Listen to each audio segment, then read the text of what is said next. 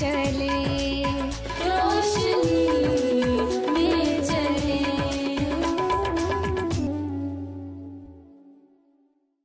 मसीह के जलाली और बाबरकत नाम में आप सबको सलाम।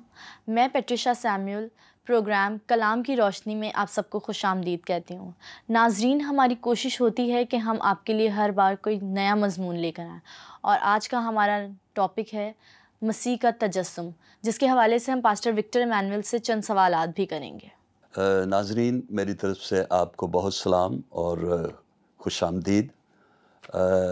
आज हम जिस मौजू पर बात करना चाह रहे हैं वो है मसीह का तजस्सुम। तो जब हम मसीह के तजस्सुम की बात करते हैं तो हमें बाइबल मुक़द्दस की तरफ आने की ज़रूरत रहती है कि हम उसमें देखें। तो बाइबल मुक़द्दस दुनिया की कदीम तरीन और दौरे हाज़रा की जदीद तरीन किताब है। इस नए दौर का इंसान ये नहीं कह सकता कि मैं तो मॉडर्न हूँ, नए दौर का हूँ, मोबाइल या कंप्यूटर का इंसान हूँ, और किताब मुक़द्दस तो पुरानी है, लेकिन कलाम खुदा में लिखा है कि खुदा का कलाम आज, कल, बल्कि अबद तक यकसां है। तो जब हम इस यकसां कलाम की बात करते हैं तो ये हर दौर में एक ही जैसा है। हमारे पास नबियों का वो कलाम है जो ज़्यादा मोहतबर है। जब हम इसकी बात करते हैं तो नबियों की नबूवतों पर ये कलाम मुश्तमिल है। तो जब हम मसीह के तजस्सुम की बात करते हैं तो हमें खुदा के कलाम की तरफ आने की ज़रूरत रहती है। तो लफ्ज़ तजस्सुम के माने हैं जिस्म में आना या जिस्म में ज़ाहिर होना या जिस्म इख्तियार करना। तो इसका मतलब ये है कि ऑलरेडी वो किसी और फॉर्म में था तो उसने जिस्म लिया। तो जब हम तजस्सुम की बात करते हैं तो फिर हमें खुदावन के कलाम की तरफ आने की ज़रूरत रहती है। जैसे बाइबल मुक़द्दस है, ये नबियों का नबूवती कलाम है। ये 2 अहदनामों पर मुश्तमिल है। पुराना अहदनामा जिसमें नबियों की नबूवतें हैं, और नया अहदनामा जिसमें नबियों की नबूवतों की तकमील है। तो बाइबल मुक़द्दस दुनिया की कदीम तरीन और दौरे हाज़रा की जदीद तरीन किताब है।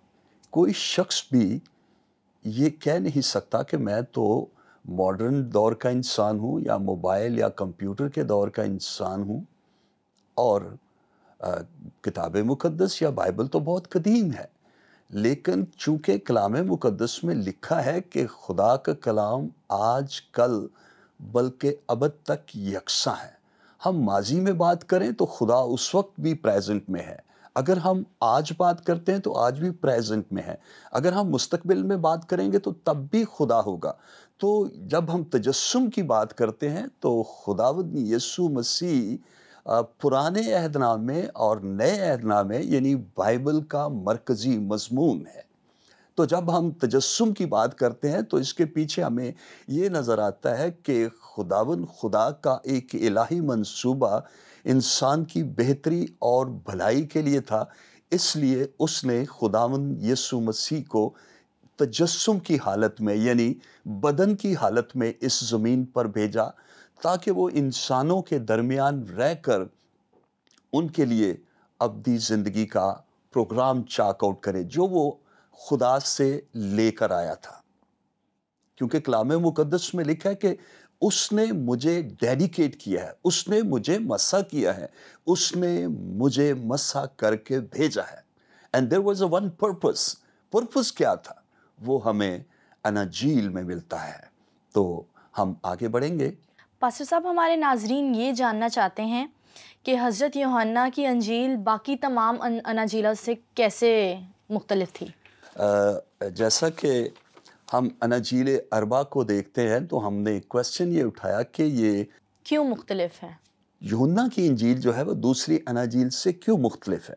तो अनाजील अरबा की जब हम बात करते हैं चारों अनाजील की, तो ये तो चारों ही एक दूसरे से फ़र्क अंदाज में हर शख्स ने अपने अंदाज में उसको बयान किया है। अगरचे अंजील एक ही है, खुशखबरी एक ही है। अंजील के मायने हैं खुशखबरी, और ये खुशखबरी खुदा की है इंसानों के लिए, اور خدا نے اپنے بیٹے کو انسانوں کے لیے بھیجا، اور جب اناجیل میں ان شاگردوں میں جو اس کے ساتھ تھے، جو کچھ وہ دیکھتے تھے کرتے تھے، تو وہ اس کے ساتھ تھے، تو جو کچھ انہوں نے دیکھا ان باتوں کو وہ بیان کرنے جا رہے تھے۔ متی کی انجیل کو دیکھتے ہیں تو اس نے خدا یسوع مسیح کو بادشاہ کے طور پر پیش کیا ہے، ٹھیک ہے، اور اس کے لیے ہم حوالہ دیکھتے ہیں متی کی انجیل، اس کا 21واں باب اور اس کی 5ویں آیت میں لکھا ہے، یا آپ پڑھ سکتے ہیں گھر میں۔ تو جب ہم مرکز کی انجیل کی بات کرتے ہیں تو وہ اس کو اس کی خدمت کے تعلق سے اس کو خادم کے طور پر پیش کرتی ہے۔ تو جیسے ہم مرکز کی انجیل اس کا 10واں باب اور اس کی 45ویں آیت میں دیکھتے ہیں، وہاں پر لکھا ہے کہ ابن آدم خدمت لینے کے لیے نہیں آیا بلکہ خدمت کرنے کے لیے آیا ہے۔ تو خداوند یسوع مسیح کو اس نے خادم کے طور پر پیش کیا ہے۔ تو جب ہم تیسری انجیل کی بات کرتے ہیں تو اس نے اس کی جو کتاب کی مرکزی سوچ ہے لوکا کی انجیل کی، تو اس نے یہ کہا کہ ابن آدم کھوئے ہوں کو ڈھونڈنے اور نجات دینے کے لیے آیا۔ تو جب ہم چوتھی انجیل کی بات کرتے ہیں جس کو ہم یوحنا کی انجیل کہتے ہیں، اور آپ نے اس کے تعلق سے کویسچن بھی کیا کہ یہ کیوں دوسری اناجیل سے مختلف ہے، تو اس کے مختلف ہونے کی وجہ یہ ہے، جب ہم یوحنا کی انجیل اس کا 10واں باب اور اس کی 10ویں آیت کو پڑھتے ہیں تو یہاں پر لکھا ہے کہ میں اس لیے آیا ہوں کہ لوگ زندگی پائیں اور کثرت کی زندگی پائیں۔ ان اناجیل میں خداوند کی خدمت کے تعلق سے لکھا ہے، پہلے اس کو بادشاہ کے تعلق سے پیش کرتی ہے، اور اس نے منادی بھی بادشاہی کی کہ میں آپ کو آسمان کی بادشاہی کے لیے لے کے جانے کے لیے بلانے آیا ہوں۔ اور جب ہم دوسری بات کرتے ہیں تو مرکز کی انجیل اس کی خدمت کے تعلق سے بیان کرتی ہے۔ تو جب ہم لوکا کی انجیل کی بات کرتے ہیں تو وہ اس کو کہتا ہے کہ میں ایک مقصد کے لیے آیا ہوں، لوگوں کو جو کھو گئے ہیں ان کو ڈھونڈنے کے لیے آیا ہوں، ابن آدم کھوئے ہوں کو ڈھونڈنے اور انہیں نجات دینے کے لیے۔ اب جو چوتھی چیز فرق کرتی ہے وہ ہے زندگی دینے کی بات۔ میں اس لیے آیا کہ لوگ زندگی پائیں اور کثرت کی زندگی پائیں۔ ہم جانتے ہیں کہ یہ خدا کا پروگرام تھا۔ تو جب ہم یوحنا کی انجیل اس کا 3واں باب اور اس کی 16ویں آیت کو دیکھتے ہیں تو وہاں پر لکھا ہے خدا نے جہان سے ایسا پیار کیا کہ اس نے اپنا اکلوتا بیٹا بخش دیا تاکہ جو کوئی اس پر ایمان لائے ہلاک نہ ہو بلکہ ہمیشہ کی زندگی پائے۔ تو یہ فرق کرتی ہے، اس میں ہمیشہ کی زندگی کوئی شخص نہیں دے سکتا سوائے خدا یسوع مسیح کے، اور جس کے پاس جو کچھ ہوتا ہے وہی دے سکتا ہے۔ یسوع مسیح کے پاس ہمیشہ کی زندگی ہے، وہ زندگی دینے کے لیے آیا اور اس نے انویٹیشن دی کہ میرے پاس آؤ، میں تمہیں ہمیشہ کی زندگی دوں گا۔ اور یہی بات تینوں اناجیل سے ہمیں اس کو فرق کرتی ہے یوحنا کی انجیل۔ بہت خوبصورت جواب دیا۔ اسی طرح پروگرام کو آگے بڑھاتے ہوئے میں آپ سے اگلا سوال کرتی ہوں، کیا حضرت یوحنا آئینی شاہدین میں سے تھے اور ہمارے پاس کیا شواہد ہیں؟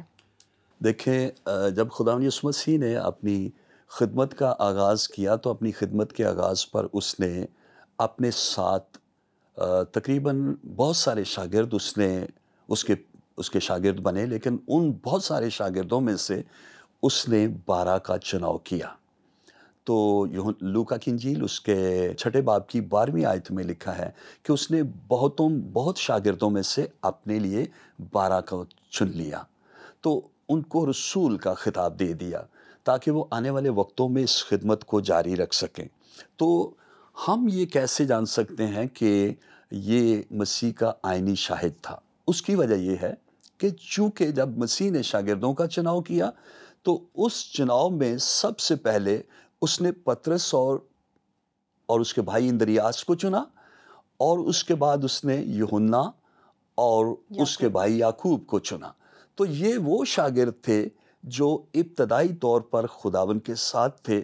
انہوں نے خداوند کی قدرت کو، اس کے معجزات کو، اس کے کاموں کو، اور جو کچھ وہ کہتا اور کرتا تھا اس کو خوب اچھی طرح سے دیکھا بھالا، اور اس لیے ہم کہہ سکتے ہیں کہ یوحنا کی انجیل جو ہے یا یوحنا رسول جو ہے وہ باقی رسولوں سے ہم اس کو اس طرح بیان کر سکتے ہیں کہ یہ آئینی شاہدین میں سے تھا یوحنا جو ہے، چونکہ اس نے یہ خداوند یسوع مسیح کے ساتھ اس کی خدمت میں ساتھ ساتھ پیش تھا، تو اس لیے ہمارے پاس یہ شاہد ہے.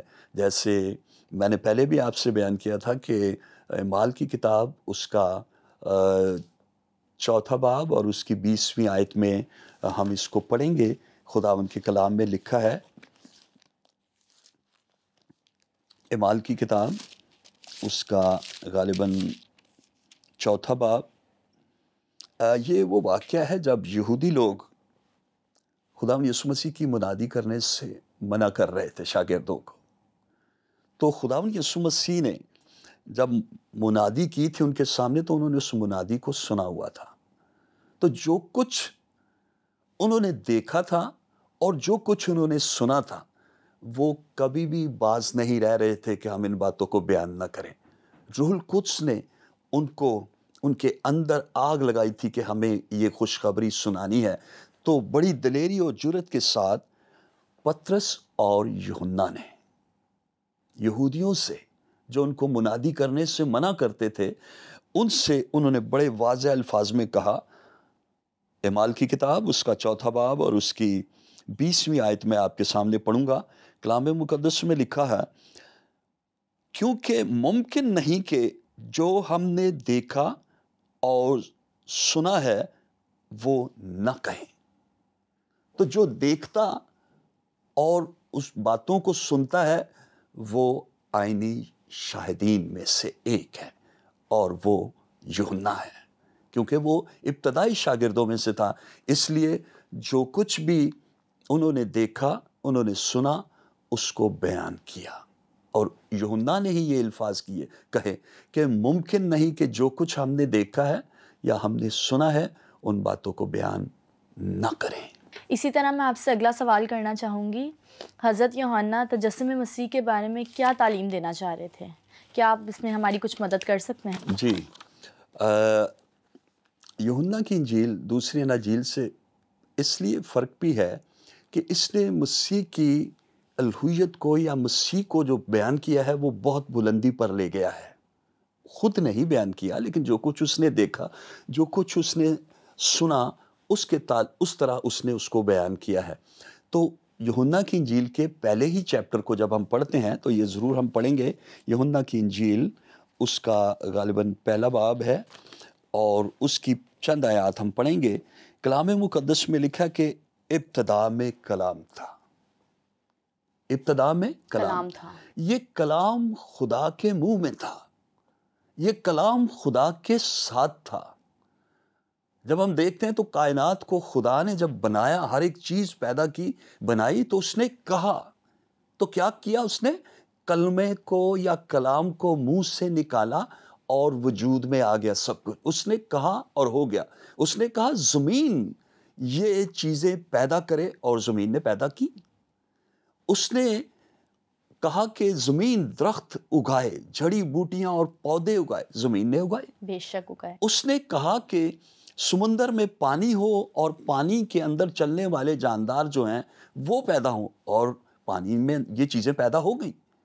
اس نے کہا اور ہو گیا، کلام کیا اس نے. اسی طرح وہ کلام جب ہم دیکھتے ہیں تجسم کی صورت میں تو وہ تجسم میں آتا ہے in the form of person. وہ انسان کی شکل میں ہمیں نظر آتا ہے. ٹھیک ہے نا؟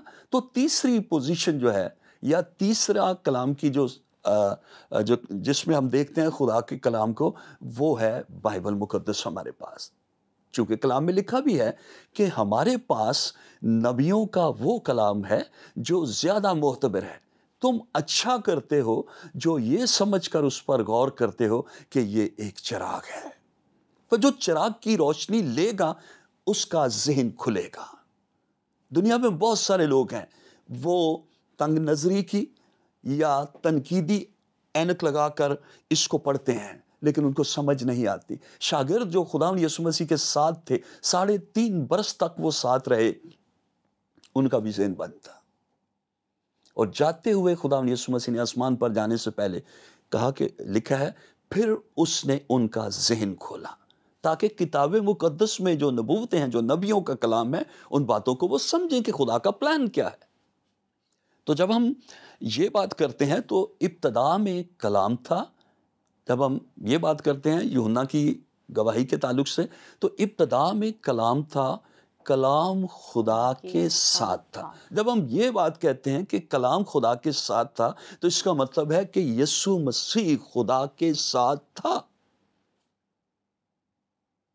پہلے وہ خدا کے منہ میں ہے جب کلام، تو وہ تخلیق کرتا ہے۔ جب وہ بدن کی حالت میں آتا ہے تو وہ تخلیق کرتا ہے، یسوع مسیح۔ تو جب وہ خدا کے ساتھ ہے تو پھر بھی تخلیق کام وہ سب کچھ اس کے سبب سے وجود میں آتا ہے۔ تو اس کے لیے میں ایک حوالہ پڑھوں گا، امثال کی کتاب، خداوند کے کلام میں سے ہم پڑھیں گے امثال کی کتاب، اس کا 8واں باب، اور یہاں حکمت بات کرتی ہے۔ اس کے پہلے ہی آیت میں لکھا ہے، کیا حکمت پکار نہیں رہی؟ تو حکمت کون ہے؟ حکمت یسوع مسیح ہے۔ حکمت یسوع مسیح ہے۔ تو اس کے تعلق سے ہم پڑھیں گے کرنتھس کی کلیسیا کے نام پولس رسول کا خط ہے، اس کا پہلا باب ہے۔ کرنتھس کی کلیسیا کے نام پولس رسول کا پہلا خط اور اس کا پہلا باب اور اس کی 24ویں آیت۔ دھیان سے سنیے گا، انتہائی خوبصورت بات ہے یہ ہم کلام کے تعلق سے بات کر رہے ہیں، کلمہ مجسم کے تعلق سے بات کر رہے ہیں، مسیح کے تجسم کے تعلق سے بات کر رہے ہیں۔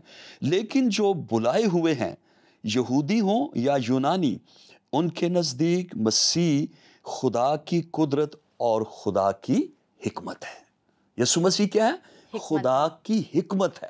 تو جب ہم یہ بات کرتے ہیں کہ کلام خدا کے ساتھ تھا، تو جب تخلیق ہو رہی تھی تو کلام ہی کے سبب سے، یعنی کلمہ مجسم یسوع مسیح کے سبب سے ہی تخلیق ہوئی۔ اور اس کے تعلق سے ہم امثال کی کتاب، اس کا 8واں باب اور اس کی میں 30ویں آیت سے پڑھوں گا، بلکہ 29ویں آیت۔ جب اس نے سمندر کی حد ٹھہرائی تاکہ پانی اس کے حکم کو نہ توڑے، جب اس نے زمین کی بنیاد کے نشان لگائے، اس وقت ماہر کاریگر کی مانند میں اس کے ساتھ تھی۔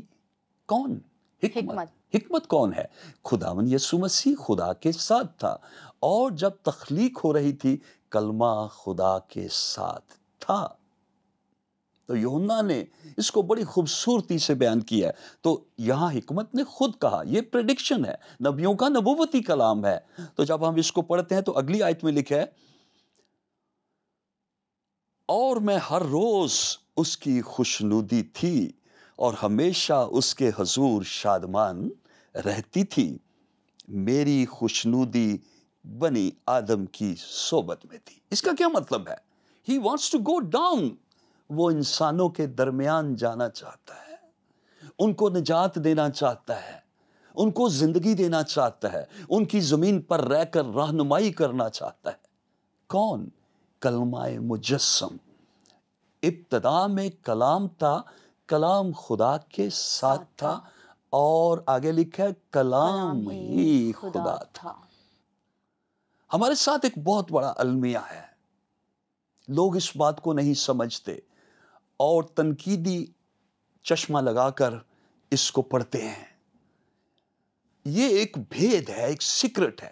یسوع مسیح خدا کا بھید ہے جو بہتوں کی سمجھ میں نہیں آتا۔ ان کی سمجھ میں آتا ہے جو حکمت کی اینک لگا کر اس کو پڑھتے ہیں۔ تو جب ہم تجسم کی بات کرتے ہیں تو خداوند یسوع مسیح زمین پر آنا چاہتا ہے۔ یہی بات لکھی ہے، میری خوشنودی بنی آدم کی صحبت میں تھی۔ میں زمین پر انسانوں کے درمیان رہنا چاہتا۔ یہ کون ہے؟ خداوند یسوع مسیح۔ وہ انسانوں کے درمیان رہنا چاہتا ہے۔ تو جب اس کو ایک ٹاسک دیا گیا، ایک گول دیا گیا کہ آپ کو یہ کام کرنا ہے انسان کی نجات کے لیے، آپ اس زمین پر آئے ہو تو آپ کو یہ کرنا ہے، تو کلام میں لکھا ہے کہ میری خوشنودی اس بات میں تھی، میرا دل چاہتا تھا کہ انسانوں کے درمیان میں جا کر رہوں اور ان کو خوشخبری سناؤں۔ تو جب آسمان پر اس کے لیے پروگرام بنایا گیا تو میں عبرانیوں کے نام خط پڑھوں گا ضرور، اس کا غالباً 7واں باب ہے، تو اس کی 20वीं आयत से पढ़ूंगा, इंतहाई खूबसूरत है। ये भी प्रोफेटिक वर्ड है, नबूवती कलाम है, और ये ज़बूर नंबर 110 की 4थी आयत में बात लिखी हुई है। कलाम में लिखा है, चूँकि मसीह का तकर्रुर कसम के बगैर ना हुआ, चूँकि मसीह का तकर्रुर बगैर कसम के ना हुआ, क्योंकि वो तो बगैर कसम के काहिन मुकर्रर हुए हैं, मगर ये कसम के साथ उसकी तरफ से हुआ जिसने उसकी बाबत कहा कि खुदावन ने कसम खाई है कि वो उससे फिरेगा नहीं। जब वो इंसान की निजात के लिए ज़मीन पर आने को था, ऊपर प्लान बनाया गया कि कसम खाओ, जब ज़मीन पर जाओगे तो अपने इस प्लान से फिर तो नहीं जाओगे। प्लान क्या था? इंसान की निजात के लिए, इंसान को ज़िंदगी में दाखिल करने के लिए, इंसान को मौत से निकालने के लिए और हमेशा की ज़िंदगी देने के लिए। पहले भी हमने बात की है कि यूहन्ना की इंजील दूसरी इंजील से इसलिए डिफरेंट है। क्यों डिफरेंट है? इसलिए कि उसमें खुदा का इलाही मंसूबा हमें नजर आता है, जो इब्रानियों के ख़त में भी हम पढ़ते हैं, और ये भी नबियों का नबूवती कलाम है। और कहा गया कि जब ज़मीन पर जाओगे इंसान की निजात के लिए, ये टास्क बहुत बड़ा है, मुश्किल है, करोगे? कसम खाओ। और कलाम में लिखा है उसने कसम खाई कि मैं इससे फिरूंगा नहीं।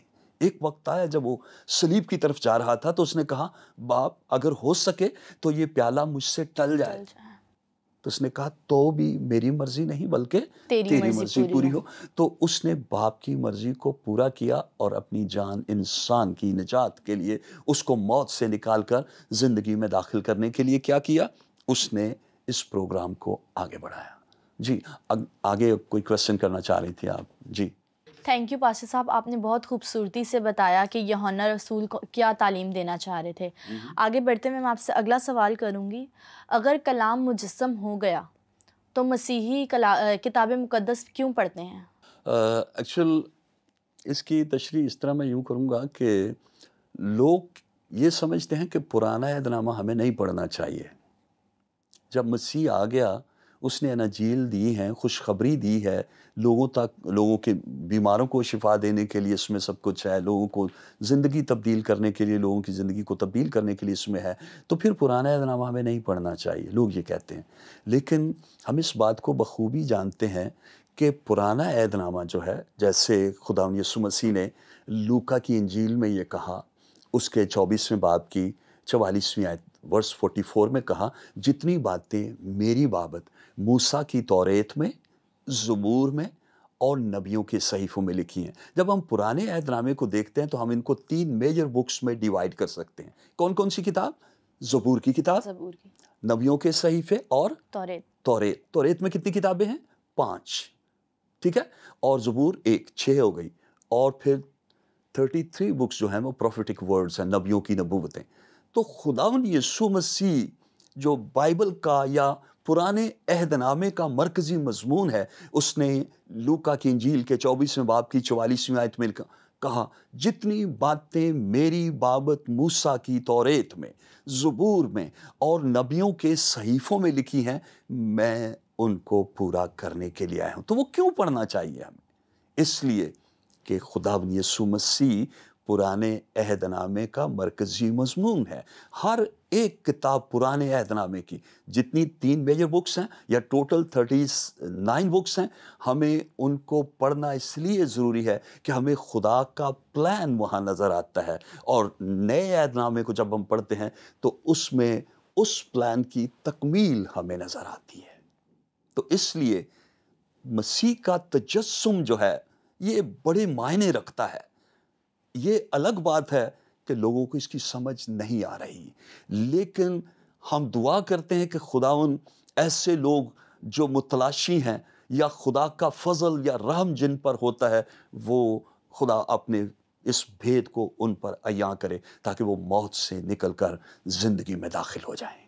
बहुत शुक्रिया पास्टर जी, आपने बहुत तफसील से हमें कलाम मुकद्दस में से सिखाया। हमारे साथ बने रहिए। अब तक के लिए इतना ही। खुदा हाफिज़। आओ हम खुदावंद की रोशनी में चले, रोशनी